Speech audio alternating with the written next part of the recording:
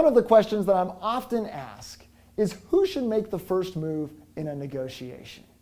Now, many times this question stems from something that someone has read that says that the person who speaks first in a negotiation always loses.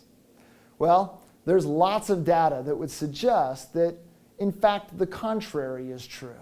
That the person who speaks first, that the person who puts the first number on the table, many times does much, much better.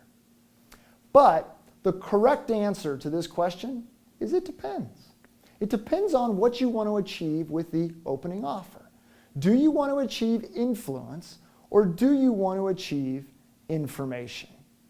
Now, I had a client when I was practicing law that frustrated the heck out of me because part of their process in reviewing a particular claim was that they wanted to know what the plaintiff or the claimant's demand was. And in some cases, there hadn't been a demand made. Now, wanting to take advantage of the influence of the opening offer, I was ready to start settlement negotiations and was begging them to give me a reserve value so that I could commence those conversations. But they wouldn't do it. They wanted the information.